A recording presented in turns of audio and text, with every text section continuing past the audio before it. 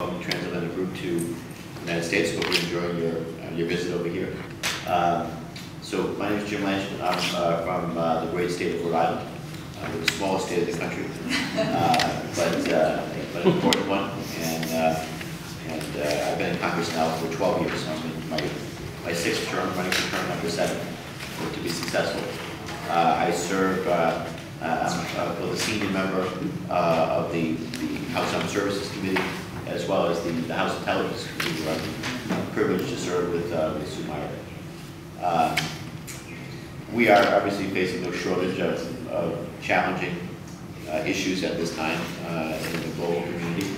The challenges in the global economy and job creation and protection of our financial systems, the challenges of international terrorism, and certainly the challenges of dealing with cybersecurity, all of which, quite frankly, require, in many ways, really an international response to doing this together, and the more collaboration and coordination and communication we have amongst friends and allies, the better off we will all be.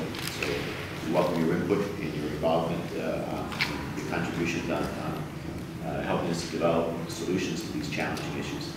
But among these things, I spend a great deal of time on cybersecurity, and that's what Sue had asked me to provide and talk about today.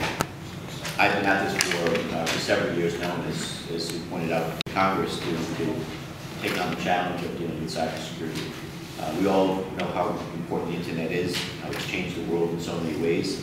We rely on it every day for things like commerce, communication, national security, and so many other things. And it really has improved in many ways a lot of things that we take for granted right now. But with the internet, which was built in this free and open architecture, we also recognize that there are serious security challenges because the internet was never really built with security in mind. And now our enemies, adversaries, are certainly taking advantage of those vulnerabilities. So I came to this issue when I chaired a subcommittee on the Homeland Security Committee on emerging threats, cybersecurity, and science and technology. And we did a deep dive, in particular, on the challenges we face in cybersecurity in critical infrastructure.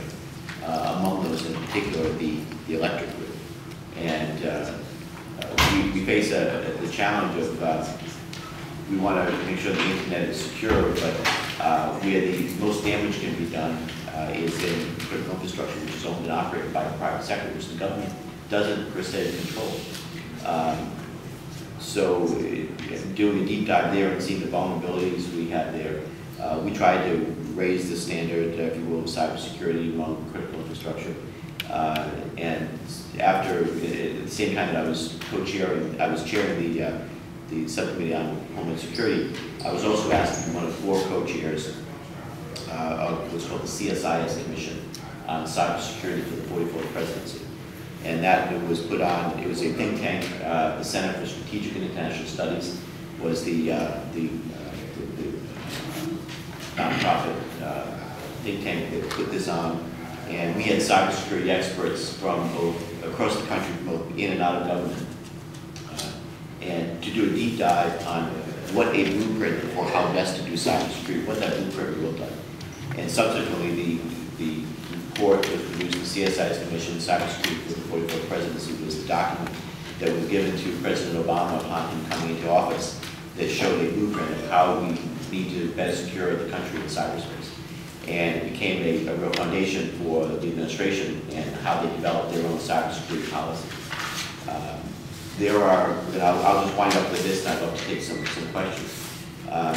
There are 3 areas where we face challenges. The area we see an area of cybersecurity in terms of criminal activity, cyber threats and challenges in dealing with cyber espionage, and then in the area of cyber attack, which is what keeps me up late at night, and those are the things that worry me the most.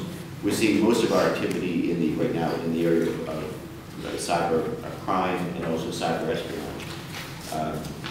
The United States and European countries are seeing it, experiencing it, I'm sure, and I know it on a daily basis, and it threatens our economy certainly, and it's causing a great deal of damage both to individuals and also to companies and to government. So we have our work cut out there. What we haven't yet seen a whole lot of yet is what I would call cyber attack, and I'm thankful for that. But we did see what happened when the flare between tensions between Russia and Estonia, for example, and how they experienced a major cyber attack in that country.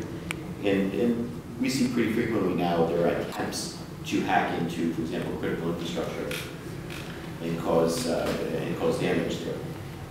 Thankfully, we haven't seen the worst weapons, if you will, in cyber in the hands of the worst actors. And there are countries right now, nation states, that have the capability to carry out a major cyber attack anywhere in the world, but not the intent. And yet we have bad actors like terrorist groups that have the intent, but not the tools yet. But it's only a matter of time before we see the worst actors coming in to acquire those tools, and if they were to carry out an attack, it would be catastrophic.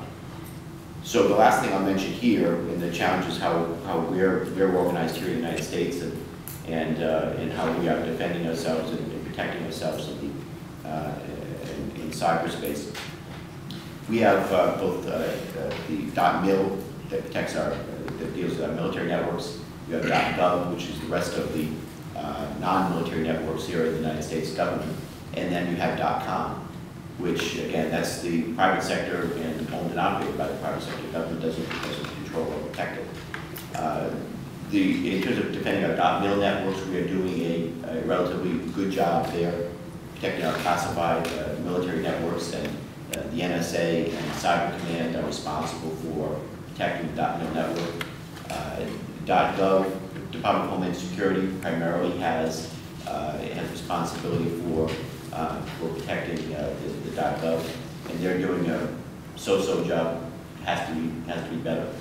And then again, the area of .com, which is the area where most damage can be done, but we have very little control over protecting the .com network. So these are the challenges that we face.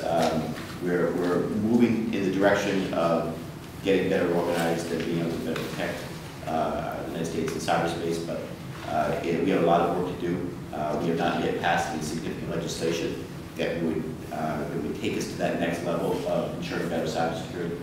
One of the major, we recognize the things that we can do best. There's pretty broad agreement on two things. Number one, we do that best by strong information sharing between the public and private sector. The more we can share attack threat signatures with the private sector, the better off we are, and the more we have information coming back to us from the private sector in terms of the types of threats and attacks and cyber attacks that they're experiencing, the better off we can better defend our networks. And then that dovetails in nicely with the public-private partnership.